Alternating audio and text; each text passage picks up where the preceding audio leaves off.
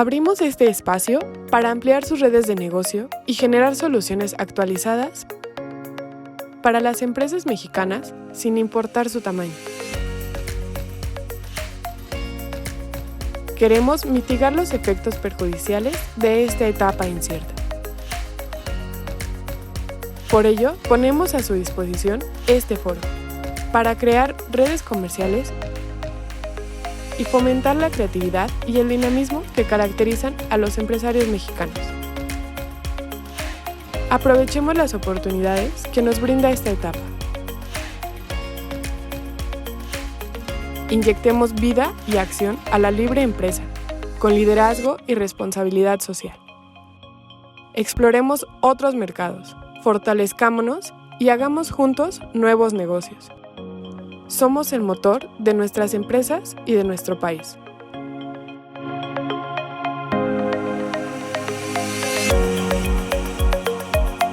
Súmate a Foro Red de Negocios por México.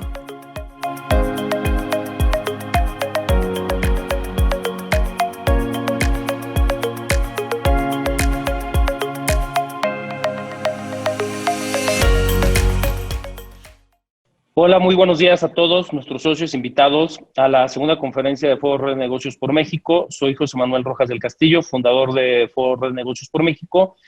Y el día de hoy va a ser su anfitrión. El licenciado José Aranda no nos pudo acompañar, pero les mando un afectuoso saludo. Recordándoles que Foro Red de Negocios por México es un espacio para ustedes, donde la única finalidad es ampliar sus redes comerciales y hacer networking. Y tener un acceso a un sinfín de conferencias en diferentes temas que ya habíamos comentado en la conferencia anterior, y pedirles que no compartan la clave para tener acceso a las conferencias, ya que es uso exclusivo para los miembros de la red. Agradezco su interés en esta conferencia, que sin duda es un tema relevante en estos momentos por la situación que estamos enfrentando. Para mí es un honor, y para el foro es un honor presentarles la conferencia Vivir Confinados por el arquitecto Bosco Gutiérrez Cortina, quien es fundador y director general de la firma Bosco Arquitectos S.C., cuenta con diversos reconocimientos por su destacado trabajo arquitectónico. Bosco Gutiérrez Cortina es un arquitecto y empresario mexicano quien sufrió un evento que cambiaría su vida para siempre. Y desde entonces esa plática ha servido de inspiración para muchas personas, mostrando que la fuerza espiritual, la entereza mental, la inteligencia emocional son los mejores aliados para superar cualquier crisis. Mi estimado Bosco, bienvenido, muchísimas gracias por estar con nosotros en Foro Red de Negocios por México. Bienvenido, adelante, mi estimado Bosco. Muchas gracias a todos por escucharme. La verdad estoy encantado en esta red que organizaste, José Manuel. Muchísimas gracias, y todos ustedes por su atención. Mi conferencia es un poco diferente, pues se trata de una situación de alguna forma como las que podemos tener en la vida muchos de nosotros, de incertidumbre, y cabe destacar ahorita pues esta situación que estamos viviendo del coronavirus, de este confinamiento, que para muchos de nosotros nos preocupa, la situación de nuestro país, la situación de nuestros negocios. Bueno, pues yo viví una situación que posiblemente es de las más inciertas que he vivido en toda mi vida, y de alguna forma la quiero compartir y después sacar conclusiones que nos puedan ayudar en nuestras vidas a cada uno de nosotros. En 1990 a mí me secuestraron, permanecí 257 días encerrado en un cuartito de 1 metro por 3, lo que significó un reto para la familia y para mí sobrevivirlo. Yo soy un arquitecto en ese momento de 33 años, casado con Gaby, teníamos 7 hijos, después tuvimos 2 más, o sea, ahorita tengo 9 hijos, pero pues todos chiquitos. La verdad, el mayor tenía 8 años y los menores tenían 6 meses, prácticamente recién nacidos. Mi despacho empezó en 83, o sea que llevaba yo 7 años trabajando fuerte, y como una persona normal, absolutamente normal, muy disciplinado. Eso sí, corría todos los días para correr un maratón al año como afición. Eso me mantenía bien físicamente. Y ese día, como todos, en la mañana fui a misa de 8 de la mañana aquí a la iglesia del Pedregal. Saliendo, unas manos fuertes me sujetaron por detrás y empezó y cambió mi vida ahí, yo diría que para siempre, porque fue una experiencia que no se me olvida nunca. Me llevaron en un coche, esposado, amarrado y vendado, y posteriormente me depositaron en un cuartito. Yo no sabía dónde estaba porque se tardó muchísimo el trayecto, fueron como 6 horas de trayecto, y finalmente acabé en un cuarto encerrado. 2 gentes entraron cubiertas con sus capuchas y sus batas. Cabe mencionar que son 5 guardianes los que me custodiaron los 9 meses. Nunca les vi el rostro, nunca les vi las manos. Fue un tema impresionante la disciplina de estos señores, y nunca les oí la voz. Desde el primer momento me dieron unas instrucciones por escrito, entraron 2, como les digo, me quitaron toda la ropa, me dejaron completamente desnudo y se fueron de ahí, ¿no? En ese momento, pues para mí era caer en una especie como de sueño, pesadilla, porque no tienes el tiempo para digerir lo que te está pasando, todas tus seguridades te las quitan, de pronto eres un cuerpo desnudo metido en un lugar oscuro, y bueno, pues yo dentro de mi cabeza me acordaba de 2 secuestros de gentes conocidos de la familia. Uno de ellos había muerto y otro de ellos había vivido, ¿no? Eran secuestros como de 23 días, 27 días. Entonces yo en la cabeza formulaba mis estadísticas y dije, bueno, pues estoy en una situación de 50-50. En ese momento, en ese México de 1990, no había tantos secuestros, la verdad, para pensarlo, pero yo dije, bueno, pues estoy en una situación de 50-50, Dios quiera que pase rápido y Dios quiera que salga en estos 20 días como los otros casos que yo conocía. Sin embargo, como a los 3 días pasó una cosa que realmente me rompió el esquema, que fue que me pasaron un interrogatorio. Yo pensaba que era un interrogatorio del tipo de negociación, o sea, cuánto dinero puede juntar mi papá. Mi papá era un empresario importante y desde luego por eso había sido el secuestro, por rescate. Sin embargo, las preguntas no se centraron para nada en el tema del negocio de mi jefe, sino se concentraron en un tema totalmente personal. Gaby, su esposa, ¿a qué hora sale de su casa? ¿En qué coche sale? ¿Lleva chofer? ¿No lleva chofer? ¿Sus hijos a qué kinder van? ¿En qué colegios van? ¿Qué amiguitos tienen? Nombres de sus amiguitos, nombres si tiene perro en su casa, ¿cómo se llama el perro? ¿Cómo se llama la muchacha? ¿Cómo se llama tal? Los apodos de sus hijos, etcétera. Amigos, o sea, cosas que obviamente no quieres contestar porque no quieres exponer a tu familia y ampliar tu riesgo que estás viviendo en ellos, ¿no? No, me hice loco 3 días sin contestar hasta que entró uno de ellos a golpearme y a exigirme que contestara el interrogatorio con una carta que decía, usted se puede tomar lo que quiera, pero si no contesta, no inicia la negociación y entonces esto se va a prolongar por culpa de usted. Obviamente contesté con cierto pudor, ¿verdad? Con cierto filtro, tratando de no contestar las cosas que no se pueden investigar y sí contestar lo que una agente infiltrada pudiera averiguar, y contesté.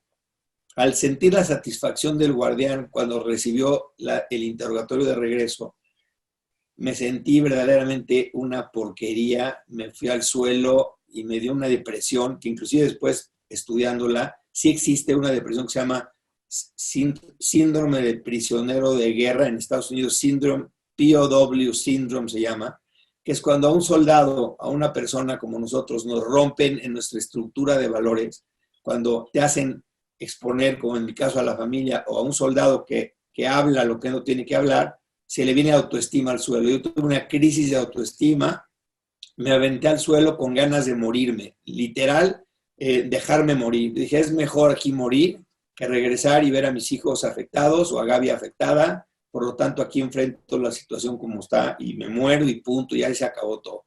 Dejé de comer, dejé de echarle ganas, me quedé tirado en el cuarto. El cuarto medía 1 metro por 3, chiquitito. Había un excusado al fondo del cuartito, un excusado azul, todo lleno de porquería, sucio, o sea, amarillo en manchas, muy, muy cochino. Y y la luz se prendía y se apagaba. Ellos controlaban la luz con un foco que se prendía y se apagaba, el foco sumergido en pintura amarilla, o sea, era una luz como tipo caballeriza. Y había una música bastante ruidosa, que es que ellos grabaron un cassette de los dos lados de la estación de la Tropicú con todo y anuncios.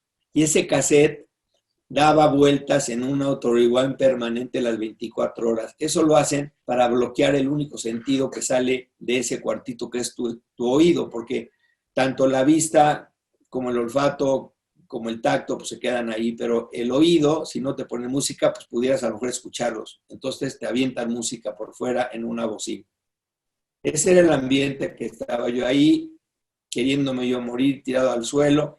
Dejé de sentarme en el excusado para hacer mis necesidades, empecé a hacerlas en el suelo, desnudo, a tal grado que para el 15 de septiembre, que habían pasado ya 16 días, desde el 29 de agosto, pues yo prácticamente estaba ya fuera de mí, y yo creo que ellos pensaron, y gracias a mi familia, que exigían pruebas de vida permanentes, porque esa fue la recomendación del asesor de seguridad, que pidieran pruebas de vida para cualquier cosa.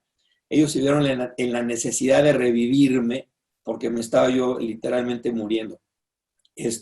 Uno de ellos abrió la ventana, prendió la luz y puso una hoja con letras muy grandes que decían: ¡Viva México! Hoy es 15 de septiembre. Yo literal encogí los hombros como diciendo: me vale madre, ¿no? Y él insistió y me puso así la mano, y me puso: usted puede hoy tomar lo que quiera. Le dije: me va a dar un vaso de vidrio, porque si no, no se me antoja un trago. Me hizo así con la cabeza, yo como siguiéndole la burla a su ofrecimiento, que según yo era simplemente una burla. Y le dije: órale, tráigame un whisky en un vaso highballero alto, straight hasta arriba. Y dije: me voy a poner un cuetito a gusto, me voy a relajar, y empecé a idealizar aquella petición como si fuera cierta, diciendo: Dios mío, por favor, que sea verdad, que no sea mentira, te lo suplico, lo necesito. Pasó un rato largo, yo calculo como 3 horas, no sé cuánto era, porque no tenía yo reloj ni nada para medir el tiempo, pero pasó un rato largo y se aparece en la ventana el secuestrador con el vaso lleno de whisky hasta arriba, un vaso alto con un hielo. Yo me di cuenta que ya no podía caminar, me arrastré hasta el punto del vaso, recogí el vaso, con mucho trabajo lo puse en el suelo, me empecé a arrastrar hacia la parte de atrás y empecé a literalmente el culto al whisky, ¿no? Empecé a sobar el vaso con mi labio herido, porque mis labios estaban heridos de un golpe que me dieron en la captura, todavía no sanaba, y obviamente el olor, contra ese olor a mierda que había en todo el cuarto, pues el olor a whisky era una gozada.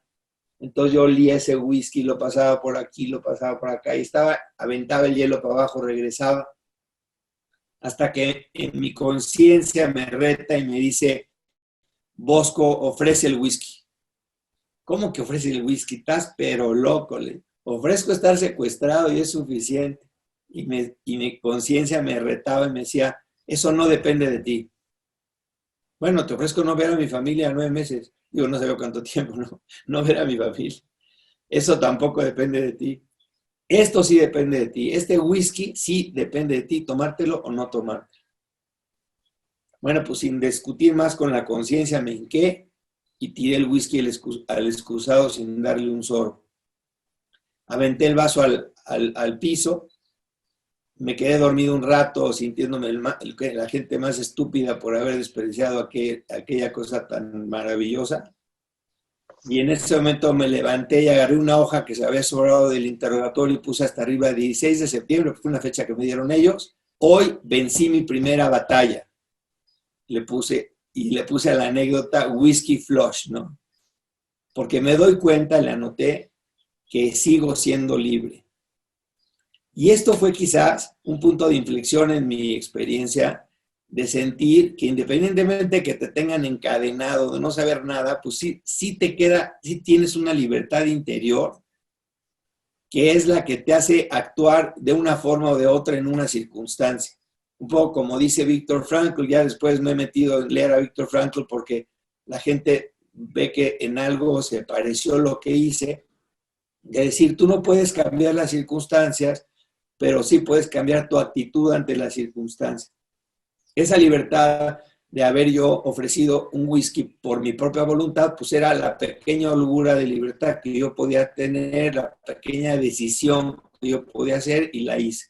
Me hinqué con ganas de levantarme, con ganas ya no de morirme, sino de salir adelante. Empecé a pedir una comunicación de mi familia a los secuestradores. Los secuestradores abrió la puerta a uno de ellos, me hizo en la negativa, era imposible recibir una comunicación de parte de mi familia.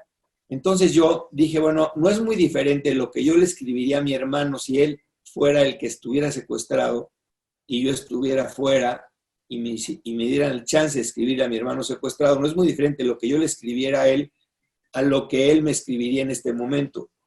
Entonces voy a escribirle una carta a mi hermano secuestrado y luego me la aplico a mí mismo. Entonces, bueno, escribí una carta concentrándome como si yo estuviera fuera y él y mi hermano pobre secuestrado. Le escribo la carta a mi hermano y a los momentos, a los pocos ratos, abro la carta como si me hubiera llegado a mí. Literal me emociono, tonto, porque decía yo, pero Bosco, tú le escribiste, bueno, pero aplícate el ejercicio, funciona el ejercicio. La carta tenía una cosa muy importante. La carta estaba escrita con mucho sentido común, que es el menos común de los sentidos, y es lo que hace falta en situaciones de crisis, sentido común. Y la carta decía una cosa muy sencilla, decía, estimado, querido hermano, te quiero decir que tú no estás secuestrado, la familia está secuestrada. Este no es un problema personal, es un problema familiar y lo vamos a resolver todos en equipo. Por eso nos hemos destruido la chamba y tu hermano grande se encarga del pago del rescate, de conjuntar la lana y tu otro hermano está encargado de la empresa y el otro hermano está encargado de la familia y así distribuía a cada quien su trabajo. Gaby está cuidando de los niños, cada quien le echa ganas, todo el mundo rezando por ti. Y como verás, el elemento más importante del equipo eres tú, porque tú eres el único que puede cuidar el fruto de nuestra preocupación, que es el secuestrado. De manera que no te queremos bien a tu regreso, te queremos perfecto, perfecto de cuerpo y perfecto de alma. Si no llegas perfecto, traicionas al equipo. Yo que estaba sensible a la palabra traición, que haría todo menos traicionar, dije, pues este es mi camino. Y entonces me concentro en mi esfuerzo, que es otra de las cosas que aprendí y que es bien importante, concentrar tu esfuerzo. Y puse una sola palabra en la pared que decía, estar perfecto. Ese era mi objetivo, era mi chamba profesional. Yo estoy seguro que en esta vida, si nosotros enseñamos a nuestros hijos a concentrar su esfuerzo en sacar una materia, la sacan. Si nosotros nos concentramos nuestro esfuerzo en sacar nuestra chamba, la vamos a sacar. Lo difícil es a veces concentrar nuestro esfuerzo porque lo tenemos divagado por todos lados. Pero hay que saberlo concentrar en lo importante. En ese momento mi chamba era estar perfecto. Entonces lo sé profesionalmente lo más posible sin ser psicólogo, porque yo soy arquitecto, no tenía la educación humanista, pero bueno, por experiencia, por sobrevivencia, agarré una hojita y entonces la dividí. Tenía un bloc de hojas blancas, escribe con una pluma Bic que me habían dado para el interrogatorio. Bueno, pues mantenía ese cuaderno y en una hoja la dividí en 3 columnas y puse salud mental, salud física y la tercera no sé por qué puse eso, puse haz algo. Y abajo de haz algo puse aproveche el tiempo que es oro aún dentro de esta circunstancia. En la primera columna, salud mental, dije, número 1, ¿cómo no me vuelvo loco? ¿Cómo puedo mantener la estabilidad mental? Y yo, lo que más me angustiaba en ese momento era el dolor de angustia que traía yo en el pecho que no me permitía vivir. Decía, número 1, libérate de la angustia. No puedes vivir con la angustia. No puedes superarte, no puedes pasar un día más con esta angustia. Bueno, pues defíneme lo que es la angustia para que la sepa yo atacar. Decía yo, mira, no sé lo que es la angustia, pero todo esto que le estoy contando en calidad de rápido, porque tengo poco tiempo para contarlo, se tardaba a veces días en desarrollarse cada una de estas ideas. Pero decía, bueno, yo no sé lo que es la angustia, pero sé que mientras más cosas acepto de las circunstancias, menos angustia tengo, y mientras más cosas rechazo, más angustia tengo. Y ahí me acordé de un amigo de mi papá, una gente que ustedes se acordarán, muchos de ustedes, muy inteligente, que era don Antonio Ortiz Mena. Mi papá siempre nos dijo a sus hijos que la persona más inteligente que había conocido él era don Antonio Ortiz Mena. Y 6 meses antes del secuestro, yo fui a ver a don Antonio Ortiz Mena a Cuernavaca con mi papá a otro asunto, y yo le pregunté a don Antonio, mi papá me dice que usted es la persona más inteligente. ¿Qué es para usted inteligencia? Y me contestó don Antonio, la rapidez de adaptarte a las circunstancias. Esa definición yo me la llevé al secuestro. Y estando yo secuestrado, buscando quitarme la angustia, dije, pues aquí lo tonto es no adaptarme y lo inteligente es adaptarme. Y adaptarme rápido, porque yo quiero ser inteligente. Independientemente de lo inteligente que sea o no, yo quiero ser inteligente, tomo la receta de don Antonio y me adapto a las circunstancias. Bueno, ¿qué es lo que no aceptas? ¿Qué es lo que no te estás adaptando? Pues estoy secuestrado. Qué feo estar secuestrado. Bueno, pues repítelo 10 veces. Estás secuestrado, estoy secuestrado, estoy secuestrado. Qué padre que estás secuestrado. Vas a ser anecdótico. No seas imbéciles, me decía yo a mí mismo. Pero me trataba de adaptar. Oye, ¿por qué este cuartito? ¿Por qué tan chiquito? Pues mira, es lo que hay. Es que ¿por qué 3x1? Si otro amigo mío, me acuerdo porque me impresionaba, y como arquitecto sé las dimensiones, y sabía que a otro amigo mío le iban a secuestrar un espacio de 3x4 y en otro un espacio más grande. ¿Y por qué a mí 3x1? ¿Por qué tan chiquito? Bueno, es lo que hay, Bosco. Es como cuando te levantas en la mañana, te pones frente al espejo y dices, pues es lo que hay. Pues es que yo quiero ser alto y quiero ser más joven y quiero ser bigotón. Pues no, mano, así es, así como te ves, eres. Así es lo que hay.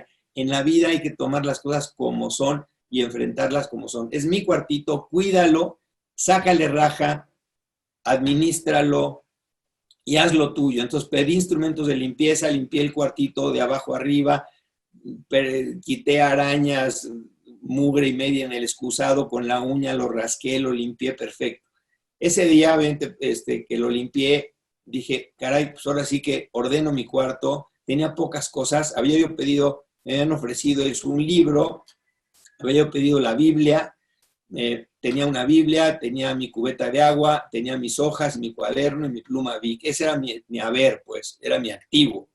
Dije, bueno, vamos a ordenar el cuarto, en esta esquina la cubeta, en esta esquina el papel, en esta esquina la pluma y en esta otra esquina la Biblia. Si no hay luz, yo domino dónde están las cosas, no me tropiezo con ellas, están ordenadas y empecé a sentir cierta armonía en el orden que empecé yo a cuidar ese cuarto. Ordené dónde pintar un calendario, pidí un plumón rojo para pintar un calendario en una pared y llevar el control del tiempo.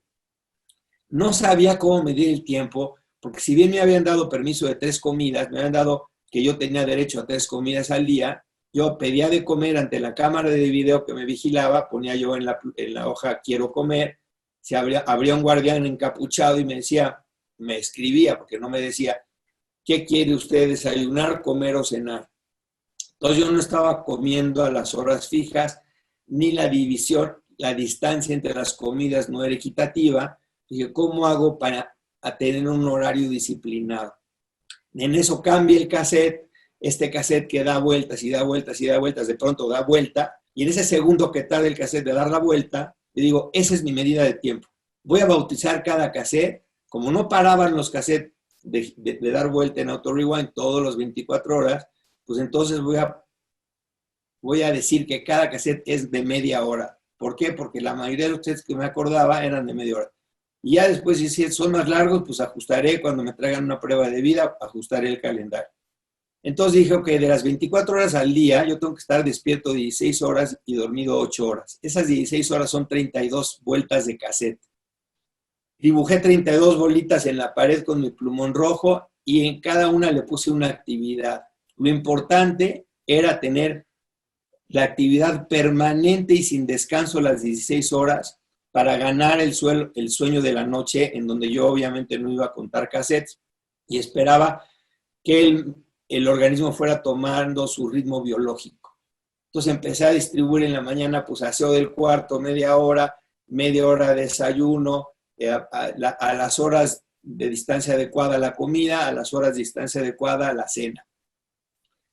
Y entonces, ¿qué sucedía? Que puse un horario estricto, que yo lo tenía que seguir porque quería dormir bien en la noche, tenía que ganar mi cansancio para en la noche. todo esto pues lo hacía desnudo, no tenía ropa. Se convirtió a eso pues ya en una actividad que es otra de las formas de adaptarte, pues adaptarte desnudo, pues ni modo, es lo que hay y así, ¿no? Pero cada hora era estricta y tenía yo lectura en la mañana del Evangelio, del Nuevo Testamento y lectura del Viejo Testamento en la tarde.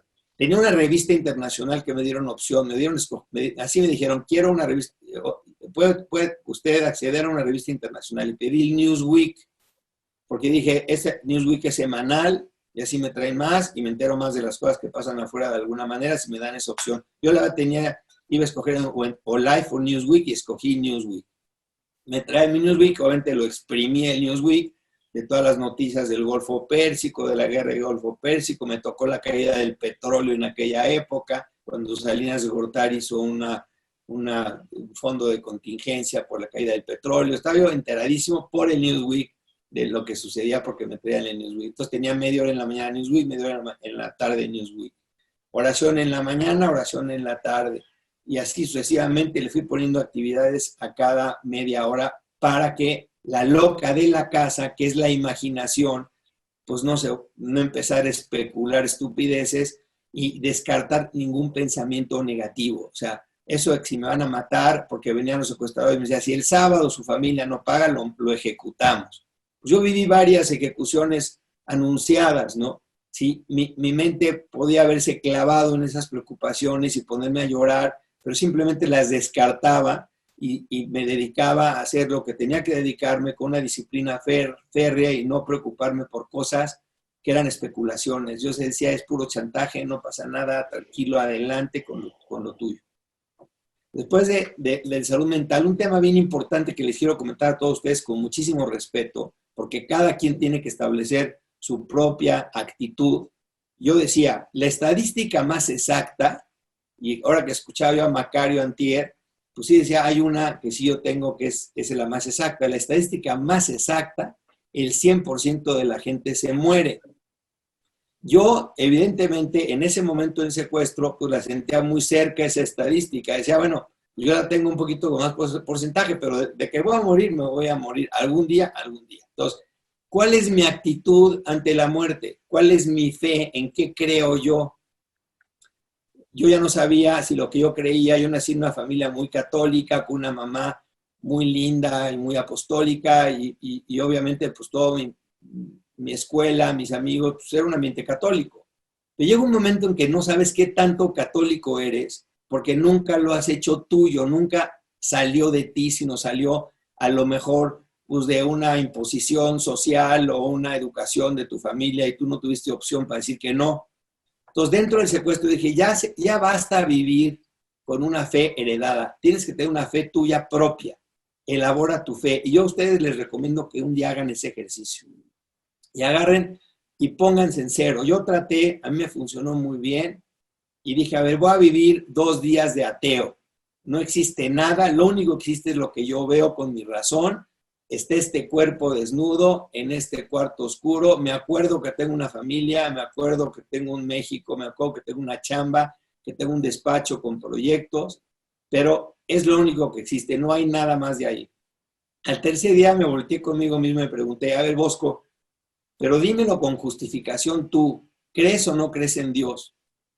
Entonces empecé yo a decir, mira, yo no creo que una casa se haga sin un arquitecto, porque yo hago casas y edificios y cuestan mucho trabajo y dedicación. Es imposible que una explosión genere una casa. Es imposible que un libro se pueda escribir sin un escritor atrás. No creo yo que un reloj exista sin un relojero, ¿no? Y lo mismo un universo como el que estamos, a mí en lo personal, sin tratar de convencer a nadie de ustedes, cada quien contéstese lo que deba de contestarse por su libertad de inteligencia que tiene. A mí en lo personal, yo sí creo en Dios, porque sí creo que hay un Dios creador del cielo y de la tierra que creó este universo en el que vivimos. No creo en una explosión del Big Bang, ni no creo ni nada. Yo creo que cada causa tiene un efecto que lo produjo y tiene que haber una inteligencia muy superior que haya creado el universo. Por lo tanto, sí creo en Dios. Ok, Bosquito, entonces me acabas de decir que sí, y eso tiene consecuencia. Acuérdense que cuando tú estás en soledad, tú solo, pues empiezas a dialogar contigo mismo, es una especie como de diálogo interconciencia, con un Bosco, digamos, retador y un Bosco a lo mejor como que más consecuente. Entonces, el retador le decía, a ver, Bosco, pero dímelo tú, a ver, dime entonces comprométete. O sea, si dices que crees en Dios, actúa en consecuencia. Y una cosa que me traigo de esa experiencia, que en la vida lo peor que puedes hacer es ser un mediocre. Entonces, yo dije, yo no quiero ser un mediocre. Y si digo en este momento que creo en Dios, pues voy a actuar y voy a creer con todas las consecuencias, porque no me quiero morir mediocre, me quiero morir en una fe comprometida que ahorita en este momento estoy retomando. Por lo tanto, si crees en un Dios, no crees en un Dios minusválido, crees en un Dios omnipotente, pues sí, que lo puede todo, pues sí. Bueno, pues entonces, si crees en un Dios que lo puede todo, pudo haber evitado tu secuestro y no lo evitó. ¿Por qué no lo evitó? Entonces escribí en la pared una cosa importantísima y así ponía recordatorios. Dios sabe más, ¿no? Dios sabe más que yo. Por lo tanto, acepta como hombrecito la voluntad de Dios como venga. Él sabe más que tú y quiere lo mejor para ti, punto. No le discutas. Sí, Señor, lo que tú quieras. Dios, yo no veo ahorita más que 3x1. Mi visión de mi vida en ese momento era 3x1. Nuestra visión en esta cuarentena o en esta pandemia, con todas las cuestiones políticas mezcladas, son complicadísimas. Yo no tengo visión de un México de aquí a 3 años. Yo lo puedo imaginar, pero pues, la verdad no me queda más que trabajar el día lo mejor posible, salir adelante y a lo mejor es mucho lo que gastamos en preocuparnos para lo que podemos hacer.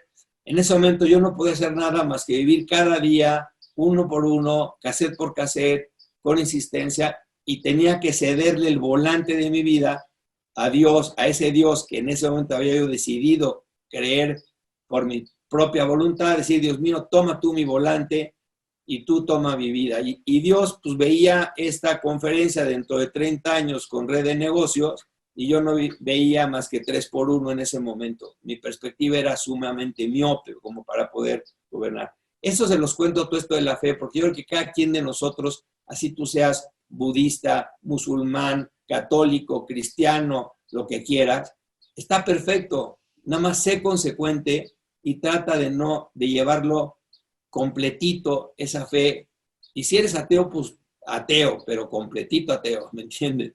Ahora, de que tenemos que tener una actitud ante la vida y ante la muerte, tenemos que tenerla. Entonces, hay circunstancias en la vida que te obligan a acelerar esos procesos, como a mí me tocó, y la verdad, pues a mí fue estructura vertical, estructura importantísima, columna vertebral de mi supervivencia, la fe, que yo decidí retomar en ese momento. Por otro lado, había otra columna que decía salud física, alimentación y ejercicio. Negocié con ellos la alimentación, porque yo me acuerdo, si ustedes se acordaran en los aviones, de repente había un curso que decía, en esta vida uno no obtiene lo que merece, sino lo que negocia, ¿no? El poder de la negociación. Dije, bueno, voy a negociar con los secuestradores una dieta que sea fácil para ellos, porque imagínense, 5 tipos en una casa alimentando a un rehén, pues se complicarían. Me traían guisos chilosos que dije, me voy a enfermar de la panza, además me pueden mezclar droga. No quiero que me mezclen droga, quiero que use una dieta sana. Yo sabía de dietas sanas porque era maratonista y les puse una dieta basada en cereal, proteína y frutas, que fue fácil para ellos comprar esas cosas, dármelas y yo me mantuve sano en una dieta permanente toda la vida. Y luego tenía que hacer ejercicio porque el cuerpo, si no hace ejercicio, pues se quiebra y no funciona. Y me había dado cuenta que en esos 16 días que estuve acostado, pues perdí la capacidad de poder caminar, tuve que volver a empezar a darle tono muscular a mis piernas y empezar a caminar. Pero tenía que ser un ejercicio motivado con algo que me permitiera no fallarlo nunca, porque lo difícil es la perseverancia en esta vida, no es ponerte metas, sino perseverar ante las metas. Y dije, a ver, ¿qué es lo que más me puede motivar? Lo que más te puede motivar es tu tesoro. Y yo te pregunto a ti hoy, ¿dónde está tu tesoro? Pues piénsatelo, ¿dónde está tu tesoro? Mi tesoro no estaba en ese momento y más secuestrado, donde se ordenan los valores. Cuando tienes una pena grave, como la que yo estaba sufriendo, se ordenan muy bien los valores. Dios queda en primer lugar, tu familia queda en segundo lugar, tus amigos, y tu trabajo queda en tercer lugar, ¿no? Aquí afuera se desordenan, aquí afuera es trabajo, familia y Dios, ¿no? Muchas veces. Pero ahí dentro se ordenaban y decían, mi tesoro es mi gente. Bueno, pues voy a contabilizar mi tesoro. Como un contador que te haga un inventario de tu tesoro, pues hice una lista en una hoja de 80 personas que estaban en mi corazón y que estaba seguro que esas personas estarían sufriendo junto conmigo el secuestro por fuera, rezando por mí, preocupados, empezando por mis papás, mis hermanos, mi familia, mi esposa, mis hijos, mis amigos íntimos, mis compañeros de escuela, que estaba yo seguro que sabían de mi secuestro. Y decidí correr por cada uno de ellos 1 minuto estacionario, porque estaba en 1 metro por 3, en 1 metro estacionario, levantando duro las piernas, ofrecidas para acordarme por cada uno de mis tesoros.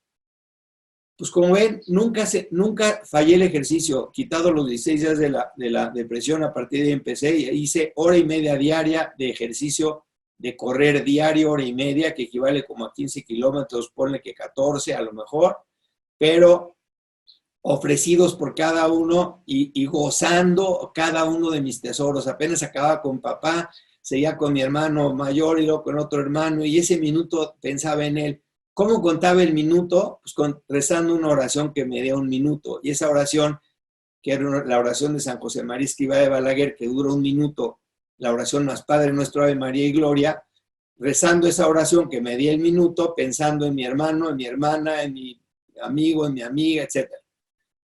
Gracias a Dios, te digo, la fuerza de voluntad se fue fortaleciendo. Es algo que también yo le digo a mis hijos, bien importante. Creo que la mortificación cristiana ha sido muy mal vendida por la iglesia, porque a todos nos parece un masoquismo, ¿no? El hecho de que yo me tenga que sacrificar en algo, pues qué positivo puede tener eso. Yo lo entendí en el secuestro perfecto, en el tema del sentido del sufrimiento y el sentido de ofrecer tus sufrimientos. Porque yo creo que el músculo más importante de tu cuerpo no es tu bíceps, ni tu muslo, ni tus cuadritos del abdomen, es la voluntad. La voluntad es el músculo más importante de tu cuerpo, y el músculo más importante de tu cuerpo se ejercita con la mortificación. Así como tú mortificas tu bíceps haciendo pesas para que se ponga fuerte, o haciendo abdominales para que tu abdomen se ponga fuerte, el músculo de la voluntad se pone fuerte cuando eres capaz de negarte pequeñas cosas para que tu mente gobierne a tu cuerpo. Si tú dilatas una comida 1 hora, no pasa nada, y ese es una orden que tú le das a tu cuerpo para que se aguante esa hora. Y eso fortalece tu voluntad y fortalece tu dominio sobre ti mismo. Entonces yo cada día veía ese fruto de una voluntad recia que me permitía levantarme siempre, no fallar, hacer el ejercicio y seguir adelante. Bueno, pues todo esto iba muy bien, de maravilla. La última columna que decía aproveche el tiempo, decía una cosa importante: capta toda la evidencia que puedas. Yo quería regresar útil a la investigación, yo quería regresar útil con mis hermanos y que me preguntaron, oye, ¿cuántos eran? ¿Cuántos guardianes? Yo contestarles y no tener el problema de no saber actuar o no saber hacer o no saber contestar. Yo quería captar la evidencia, sácala. Entonces empecé yo a hacer unas memorias de ruidos y cosas que pudieran ser útiles a mi regreso. Y después, otra cosa importantísima que yo desde el primer lugar puse fue una E, que significaba escápate. Eso de escaparme, no crean que era porque yo me sintiera yo así Chanok, ¿no? De que dije, yo aquí me voy a escapar. No, para nada. Lo que pasa es que quieres regresar y quieres contestar cuando te pregunten, oye, ¿nunca te trataste de escapar? Y quieres contestar, de mí no quedó. O sea, yo estuve listo, estaba pendiente cómo abrir la ventana, estaba pendiente cuántos guardianes eran, tener memoria, quién está afuera de mí siempre en caso de que me tenga que salir, qué pasa si me dejan abandonado aquí. Me preocupaba mucho que un amigo secuestrado antes que a mí, Fernando Sendero, se los digo, me había platicado a mí antes del secuestro que a él lo que le daba muchísimo miedo era que lo dejaran abandonado, porque él estaba en una cisterna que le aventaban una torta a diario. Dijo, el día que no me avienten la torta, me muero de hambre. Entonces, cuando tú eres un animal metido en una jaula que te están aventando de comer, en ese momento te da muchísimo miedo que un día aparezcan estos cuates, se vayan, huyan y te dejen encerrado, pues te mueres de hambre. Entonces, por eso dije, tengo que lograr por mí mismo abrir la ventana. El mecanismo de la ventana, que se abría 3 veces al día para darme de comer, era un mecanismo, era una puerta, o sea, la puerta que comunicaba el exterior estaba partida por mitad. La parte de abajo, como caballeriza, se abrió una sola vez en la historia del secuestro, que fue cuando me metieron, o cuando entró la segunda, el guardián, a pegarme después del interrogatorio. Pero jamás se volvió a abrir la puerta de abajo. Arriba era un fijo con una ventanita muy chiquita de 40 centímetros por 70 de altura, que es la que se abría para darme de comer o para intercambiar con los secuestradores alguna cosa. Bueno, yo tenía que poder abrir esa ventana por dentro. Los primeros días del secuestro tuve un catre que desvalijado, que resultó muy incómodo después tenerlo, y entonces decidí regresarlo. Cuando regreso, esto fue 10 días después de la depresión, regreso el catre y se cae un resorte del catre. Como cuando no tienes casi nada de cosas, porque mi haber era un resorte y una Biblia y una pluma, bueno, pues cuidas cada cosita, ¿no? Yo les pregunto a ustedes, ¿cada cuándo ustedes se acuerdan de haberse acabado una pluma Bic hasta el final? Pues se te pierde antes de acabarte la pluma Bic, ¿no? Ahí no se me perdía nada. Ahí se acababa la pluma Bic y pedía otra y me volvió a acabar la pluma Bic. Bueno, ese resorte que se cayó, pues era oro molido para mí porque era un objeto. Y dije, bueno, pues con esto voy a empezar a ver. Y me di cuenta que la ventana tenía una ménsula por fuera que trababa la ventana. Era una traba que se giraba y trababa la ventana, abría hacia afuera la ventana. Entonces dije, pues con el gancho voy a jalar el alambre a la ventana, voy a hacer un gancho para jalar la ventana hacia mí y después a ver cómo hago un plástico para deslizar la aldaba. Pero eso fue más adelante. En octubre dio un giro importante el secuestro.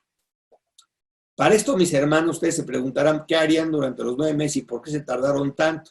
Lo que pasa es que los secuestradores se tardaron mucho al avisar que yo estaba secuestrado. A mí me secuestraron el 29 de agosto y se tardaron 3 días completos sin saber nada mi familia hasta saber que estaba yo secuestrado. O sea, avisaron el sábado cuando me habían secuestrado el miércoles. Obviamente el primer día mis hermanos pues pensaron que era secuestro, concentraron las llamadas telefónicas, las líneas en un solo lugar para tener las llamadas concentradas, pero no entraba la llamada. Al segundo día que no entró la llamada dijeron, esto ya no es secuestro, lo han de ver asaltado, y ha de estar por ahí, y se pusieron a buscar mi cuerpo en las morgues, en las estaciones de policía, etcétera, y no aparecía. El tercer día, pues yo ya era un desaparecido, y mi foto estaba en todos los periódicos de México como missing, como desaparecido. Cuando el sábado entra la llamada, imagínense ustedes que yo digo en una grabación, hermanos, estoy secuestrado, no hagan nada, no den aviso a la policía, no den aviso a los medios de comunicación, pero era demasiado tarde. Y los secuestradores la regaron porque ya mi familia estaba invadida de reporteros y estaba invadida de policía y era imposible ya negociar en forma libre porque había bloqueo de la prensa y bloqueo de la policía en la familia.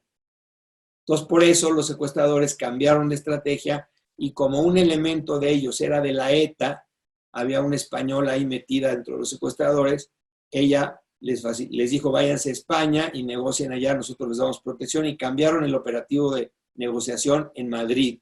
Y la siguiente cita para negociar, mis hermanos, fue en Madrid. Y así sucesivamente, luego les cuento este otro tema, después de Madrid los movieron a Santiago de Chile, o sea, 2 meses en Madrid, 3 meses en Santiago de Chile, y luego ya llevaban 3 meses en Argentina, en Buenos Aires. Bueno, todo este rollo.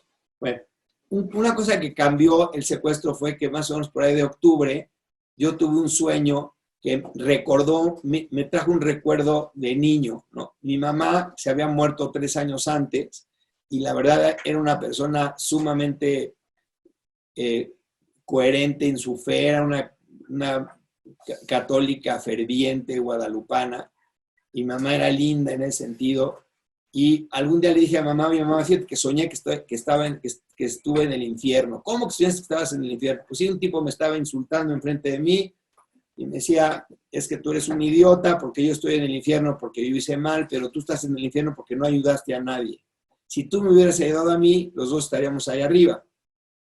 Entonces mi mamá se dedicó toda la vida en cartas que me hizo en varias ocasiones, que me decía, acuérdate, mijito, lo que soñaste, porque una moneda, un cristiano es una moneda de dos caras, y de un lado se llama santidad personal, y del otro lado se llama apostolado. No hay santos egoístas. O sea, si quieres ser perfecto, ok, trata de ser lo mejor posible tú, pero si no eres apostolado, si no ayudas a los demás, estás amolado.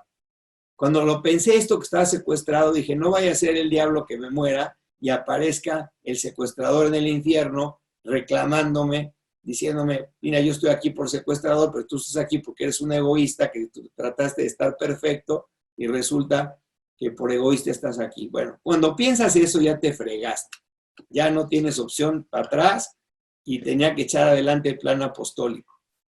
Entonces me acuerdo que en un libro de Camino de José María Escrivá dice que en cualquier empresa humana, 3 acciones fundamentales. La primera, oración, rézale. La segunda, mortificación, ofrece cosas para que se te dé eso, ese negocio que quieres lograr. Y en tercer lugar, la acción.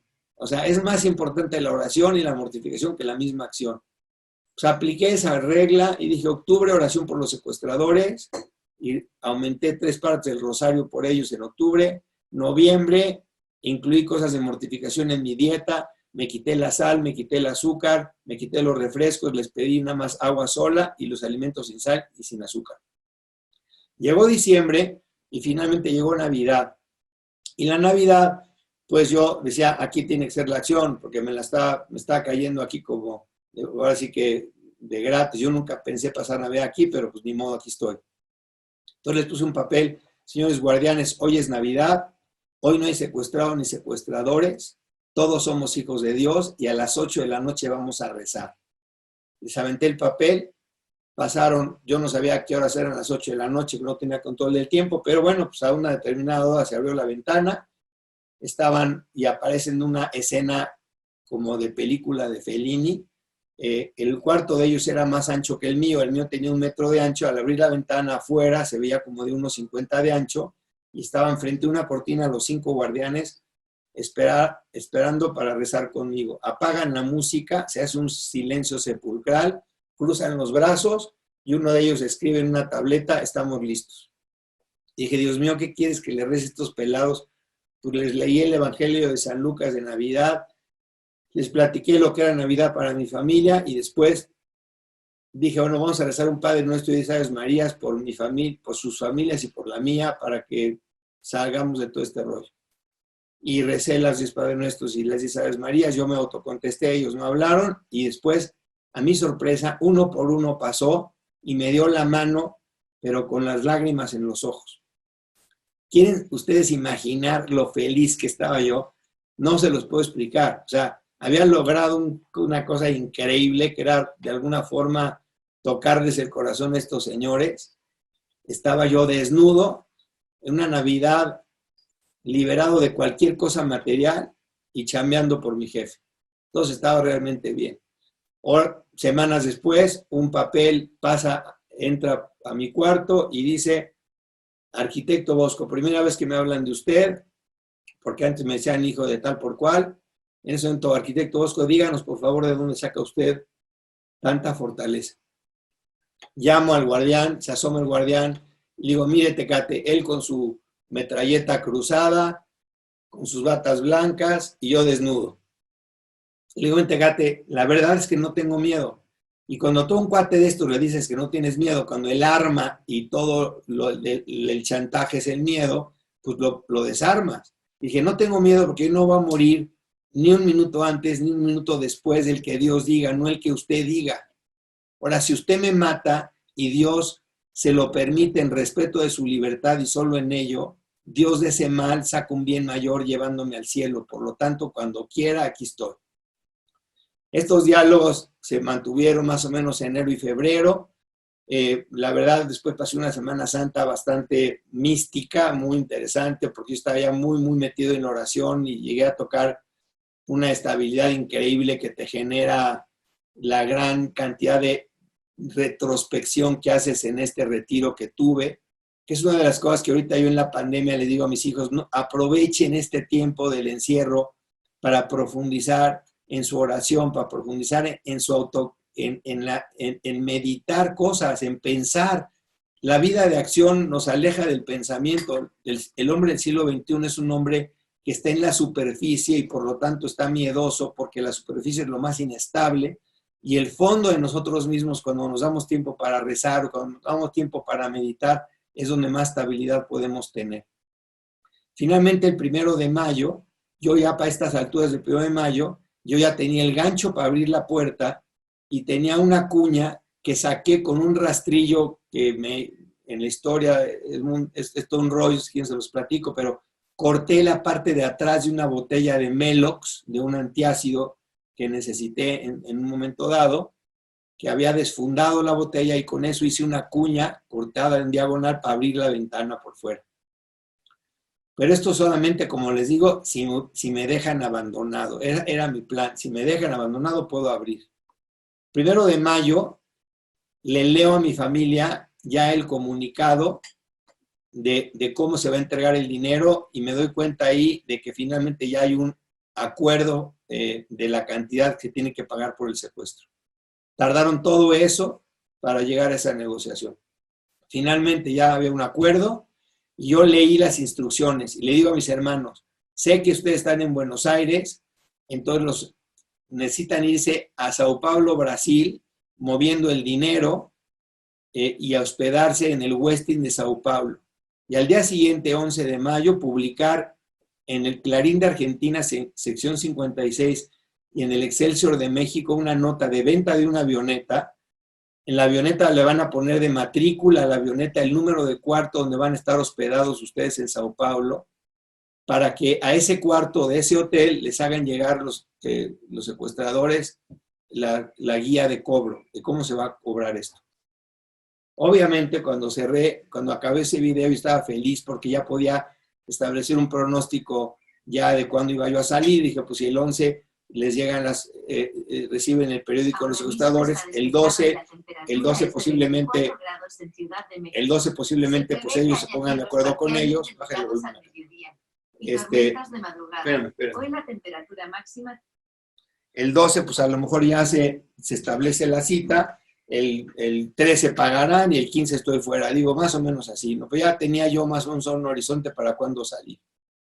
Y de repente pues ya llega el 11 y fúrico el secuestrador me avienta el papel, el periódico por mi ventana, rasco yo la sección 56 del Excelsior y veo que en lugar de que haya una confirmación de la venta de la avioneta, veo problemas migratorios para cerrar negocio en Brasil, disponibilidad inmediata en México y Argentina.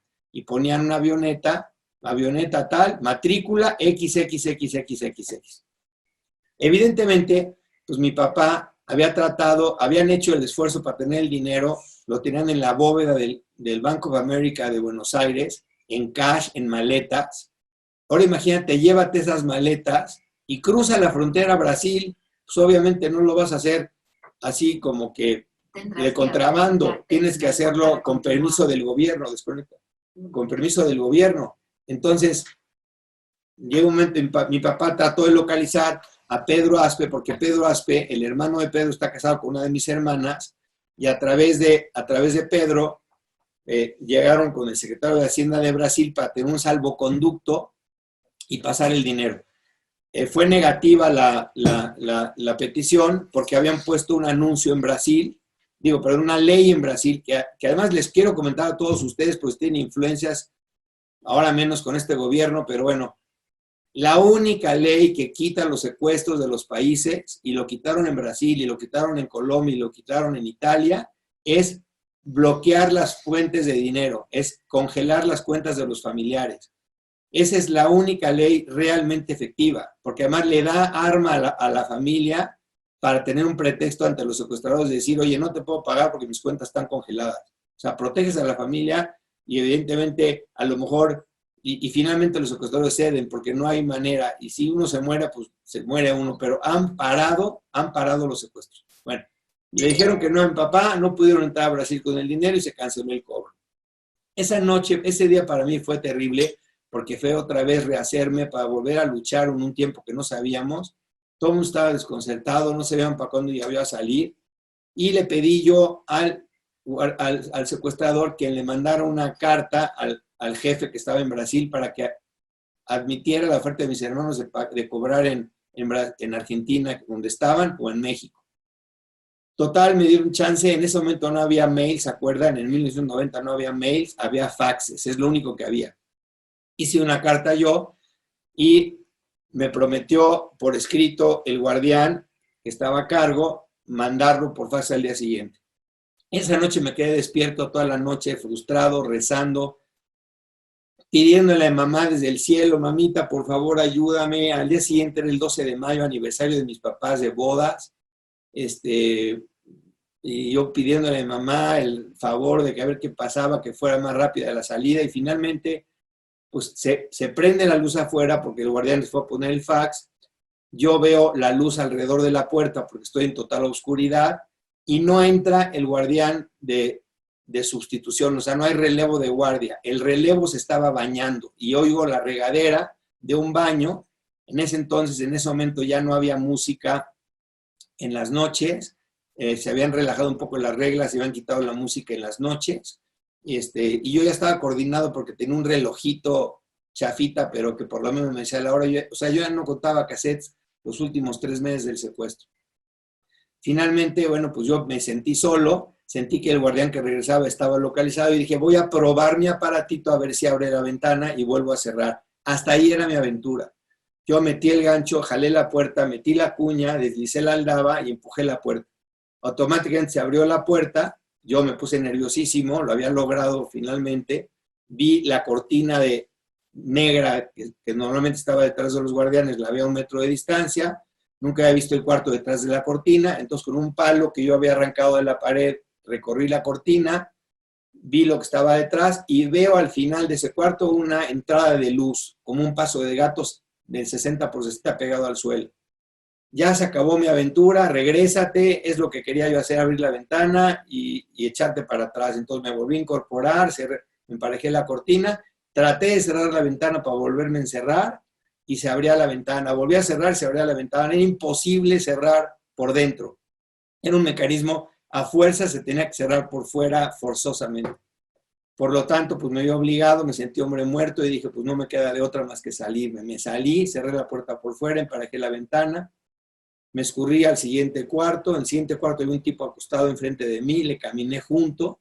Si ese señor escuchó, les juro que pensó que era otro secuestrador, porque jamás piensas que te va a sorprender el rehén. Me salté por la ventana, un camellón de coches, gateé hasta la puerta a 20 metros, abrí la puerta con el pasador 2 veces y estaba en la calle 15 Oriente, 1403, ahí tienen su casa, en Puebla. Y bueno, pues ahí acabó, mi querido. Entonces, yo creo que ya me agoté el tiempo porque ya me eché la hora completita, pero no sé si hay algunas respuestas que pueda yo preguntar. Pero miren, todo esto se me fue en la historia, pero sí quiero decirles que piensen en este confinamiento que estamos y después si quieren profundizar en lo que yo dije, pero la actitud de nosotros es fundamental ante las cosas. O sea, tenemos mucha libertad interior para reaccionar, la primera. La segunda, aprovechen este confinamiento para profundizar en su posición de fe, la que ustedes quieran escoger, pero sean consecuentes y sean buenos, y no sean mediocres, porque la vida nos enseña que al final la fe es lo que sostiene muchos de los empresarios. Y la otra, que la incertidumbre que no podemos medir, pues hagamos lo que podemos que esté en nuestras manos y lo demás, pues tratemos de no perder el tiempo en especulaciones que no nos llevan a nada. Pues muchísimas gracias por todo, y estoy a sus órdenes para cualquier pregunta. No, bueno, mi estimado Bosco, la verdad es que sin duda una plática que nos da mucho de qué pensar en estos tiempos de contingencia y de gran incertidumbre en el país y en el mundo. Sí, hay muchas preguntas que tenemos de todo nuestro auditorio. La primera es, ¿cómo manejaste el miedo, mi estimado Bosco? Pues obviamente hay altos y bajos, ¿no? O sea, no somos robots y había días que estaba yo súper apanicado y luego me calmaba. Yo te puedo decir que contra el miedo, pues la fe. Contra el miedo por la fe de saber que tienes un Padre que es Dios, que lo puede todo, que el brazo de Dios no se acorta estando secuestrado y tienes que repetírtelo 1000 veces y dejarlo en sus manos. La fe es lo único que puede contrarrestar el miedo. Y la otra es que la imaginación no te vuele a acotar el miedo a cuestiones más objetivas y prácticas y que a veces esas voces que te gritan, que te mueres y tal, pues tratarlas de acallar dentro de ti. Pero te diría que lo más importante es la estructura de fe de un Dios que yo me planteé, todopoderoso, que es mi Padre, que me quiere y me cuida y pasara lo que pasara, yo ahí estaba para él. Muchas gracias. Otra pregunta que nos hacen es, ¿cómo afectó esto a tu familia? Yo me imagino que mucho, todo el sufrimiento, pero... Muy duro, pero yo creo que lo resolvieron con bastante inteligencia. Gaby, mi esposa, la verdad, una reina, porque estaba rodeada de niños chiquitos, el mayor tenía 8 años, decidió no decirles a mis hijos la verdad, sino decirles que yo estaba haciendo un edificio muy grande y que los clientes no me podían dejar regresar hasta que acabara el edificio. Pero se encerraba en su closet a llorar, se ponía buena cara y buena cara con los niños. Entonces les manejó La Vida es Bella para protegerlos, y eso exigía de ella estar vertical. Y al estar Gaby vertical, eso también empujaba a mi papá y a mis hermanos en estar verticales, porque no se podían romper viendo a Gaby lo fuerte que estaba. Entonces yo creo que era una cadena de fortalezas que se hicieron, de mucha fe y de vivir día tras día. Muchas gracias. Otra pregunta que nos hacen es, ¿le guardas rencor a tus secuestradores? Fíjate que no, gracias a Dios, no sé por qué, no es un mérito, simplemente es una realidad. Nunca les guardé rencor, no sé por qué. Inclusive la última carta que les dejé escritas, porque yo después de que empecé a netear con Tecate en enero, con el secuestrador, que tenía una T, una K y una T en la frente, por eso le digo Tecate, yo le dije una carta y le puse, a ustedes los perdono de todo el mal que me han hecho a mí y a mi familia, porque creo que en el fondo los ganadores somos nosotros, porque rezamos más que nunca en la vida, se estrecharon más nuestros brazos, lazos de cariño entre nosotros, y yo creo que pues también se fortaleció muchísimo la fe en la familia. Entonces, finalmente, pues al haberlos perdonado y después el escape, pues le dio la vuelta a todo, porque pues acaba ganando la justicia, y es muy sabroso que gane la justicia. Y eso es algo que mucha gente a lo mejor no cree, ¿no? Toda esta historia, pero pues es la verdad, y yo es lo que me da las fuerzas para contarlo. Quizás si no me hubiera escapado no lo estaría yo contando, porque traería a ese evento como algo negativo, y para la familia fue algo positivo. Hoy, visto a la distancia, ¿qué te dejó esto de experiencia? Mira, me dejó de experiencia que el hombre, si dejas de profundizar en tu fe, y si dejas de dejar o sea, no quiero decir necesariamente oración, yo sí hago mucha oración, y cuando no la dejo de hacer, me voy a la superficie, es cuando más inestable estoy. Y te voy a contar una anécdota. Pasaron 10 años en los que yo volví a recuperar otra vez la normalidad absoluta de la chamba, y como todos ustedes, 10 años después, estaba yo en una junta como a las 11 de la noche, con una bronca que traíamos en la chamba, y Gaby me habló por teléfono a las 11 de la noche y me dijo, oye, son las 11, ya vente, no vente a cenar. Digo, mijito, estoy en una bronca, perdón, y le colgué el teléfono. A la 1 de la mañana llegué a mi casa, vi la luz prendida del cuarto de Gaby y dije, qué flojera, sermonazo seguro, la bandera blanca para pedirle perdón. Y ella me dice, no, tranquilo, mira, te preparé te quiero exponer un tema. Pues, ¿qué quieres o qué? Me sentó y puso en la televisión una foto de las pruebas de vida que mandaban sobre mí los secuestradores. O sea, aparece el Bosco ahí barbón, viendo a la cámara, y me dice, mira, ese cuate que está en la tele tiene un problema ligeramente mayor al que tú tienes ahorita en la oficina. Pero mira la paz que él tiene y mira la falta de paz que tú tienes. Pero hay una diferencia. Ese que está en la foto está viviendo de oración. Y tú has dejado de hacer tu oración por estar en la chamba y por estar en las cosas. Por lo tanto, lo que no me explico es que es la misma persona. Mira la falta de paz que tú reflejas. O sea, como conclusión a tu pregunta, no olvidar que el hombre vive, yo digo que la actividad más productiva del ser humano es la oración, más que el trabajo, es la oración. Si tú dejas de rezar, Claro. si tú eres una persona que no reflexiona, vas a estar en la inestabilidad de las olas en lugar de anclado a la profundidad.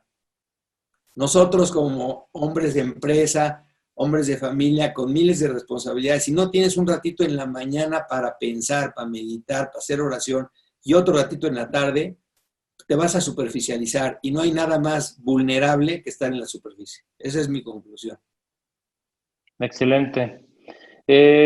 ¿Por qué no te fuiste del país, Bosco? Es otra pregunta. Porque no iba a dejar de correr nunca y decidimos enfrentar el toro por los cuernos, no cambiarnos ni de casa, ni de teléfono, ni de número de nada. Dije pues que los que corran son ellos y no nosotros. Nos protegimos mucho porque el gobierno, como esta era una banda de secuestradores que se presumía internacional, tuvimos un financiamiento por parte de Interpol que nos pagó más o menos durante 10 años una seguridad impresionante. Tenía yo muchos elementos del Estado Mayor aquí en mi casa durante 10 años y eso pues está sabroso porque pues ibas en un coche blindado con patrulla adelante y moto adelante y bueno, obviamente pues es desproporcionado, pero pues como sabes que traes riesgo, pues es rico eso, ¿no? Pues también tener la seguridad. Pero después ya se fue normalizando la cosa, acabó el financiamiento del gobierno en eso, ya no pudimos nosotros mantener esa seguridad y ahorita estamos completamente solos otra vez ya tranquilos. Pero digo, es un proceso de adaptación. Pero nunca quisimos correr de México porque nunca íbamos a dejar de tener miedo y quisimos educar a nuestros hijos así, enfrentando las cosas de frente y sin mover. Wow, toda una experiencia. ¿Cómo fue el reingreso a tu vida normal? Te digo, mucha seguridad, mucho estar alerta. Ya sabes, siempre sucede que cuando te pasa esto es cuando te dan los cursos que te debieron haber dado antes de que te agarraran. A estar alerta es lo más importante. Algún día, si quieres, hablamos de eso, de qué se tiene que hacer, pero sí hay muchos tips muy buenos. Y bueno, fue un proceso lento, pero bien. O sea, vinieron buenas épocas, agarré muy buenas chambas, yo te diría que muy bien, con mucha ilusión. Los niños empezaron a crecer, los niños chiquitos, teníamos 7, encargamos 2 hijos más, ahora tenemos 9. Y la neta, Dios nos ha bendecido muchísimo y la familia pues es lo que te saca adelante. ¿Consideras que los seres humanos necesitamos estar al borde para cambiar? Posiblemente, posiblemente sí, porque no escuchamos a menos de que no sufras las cosas, ¿no? O sea, esta plática a lo mejor a muchos les llega y a otros no les importa tanto porque pues no lo sienten en su cuerpo, ¿no? Y sí, a veces pasan cosas que son las que te exigen. Yo creo que esta pandemia que nos cambió el mundo, nos cambió México, pues forza de nosotros un planteamiento diferente a lo que estábamos haciendo antes. Entonces hay que tratar de ser muy inteligentes para adaptarnos a las circunstancias, como decía don Antonio Ortiz Mena, y tratar de ser muy reflexivos para pensar muy bien la estrategia de cómo vamos a regresar después de este problema. Sí, las crisis son súper positivas para eso. De todos los aprendizajes, ¿cuál es para ti el más importante? Lo que te dejó esta experiencia, ¿cuál fue el aprendizaje más importante? Pues yo creo que sí, yo creo que incluir en tu horario diario un rato de meditación. O sea, sí creo que es sumamente importante que el hombre del siglo XX que vive en el ruido, en las comunicaciones, con el internet, con el radio. Tú imagínate una persona normal como nosotros. Te levantas en la mañana, te bañas, prendes el radio, vas a tu oficina en el coche, prendes el radio, llegas a tu casa, ves las noticias y te acuestas. ¿Cuánto tiempo meditaste? ¿Cuánto tiempo estuviste encerrado tú solo pensando las cosas? Pensando tu vida, pensando qué hacer, pensando en muchísimas cosas que están dentro de ti, nunca jamás. Entonces el hombre tiene un problema grave de falta de reflexión.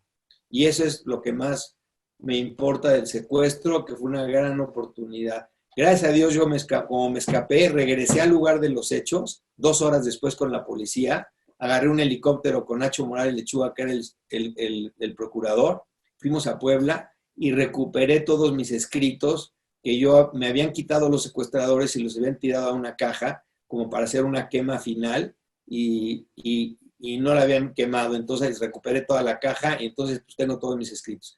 Y lo que escribí ahí dentro, en esos 9 meses, todavía me sirve como tinta viva en propósitos, en cosas. Escribí mucho en la oficina, escribí muchas estrategias de cómo trabajar, de qué estaba haciendo bien, qué estaba haciendo mal, las cosas que se me estaban pelando y no estaba cuidando a nivel humano, a nivel profesional. O sea, no sabes la cantidad de trabajo que a la fecha no me he terminado de propósitos y metas que escribí en ese proceso. Entonces, que algo parecido nos pase ahorita, ¿no? O sea, escribir las cosas, pónganse, concéntrense, resérvense un rato a solas diario para meditar qué hacer, porque creo que estos momentos de meditación son fundamentales. ¿Cómo podemos capitalizar esta experiencia en ese tiempo de tanta incertidumbre?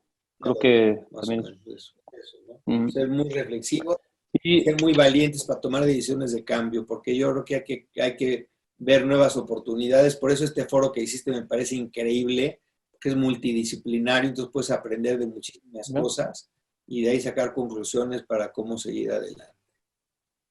muy bien.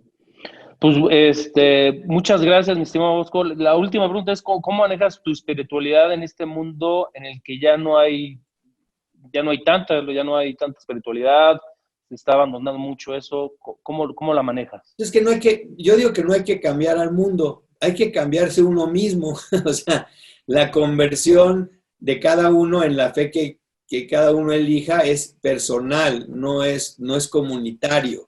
Entonces, es personal, es enfrentarte contigo mismo ante una realidad. Y la realidad no es para nada que yo quiera pensar en cosas negativas, porque para mí la muerte no es negativa, puede ser hasta positiva, pero te vas a morir, todos nos vamos a morir. Entonces, dime tú, ¿qué piensas ante eso?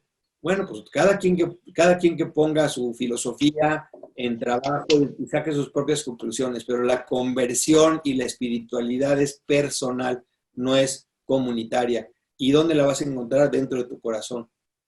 ¿Cómo? Pues con lo que tú tienes de inteligencia, con la adultez y la madurez que te caracteriza. Enfréntate a ti mismo, cuestiónate las cosas, comprométete con una fe y síguela sin miramientos, tratando de ser consecuente. Yeah.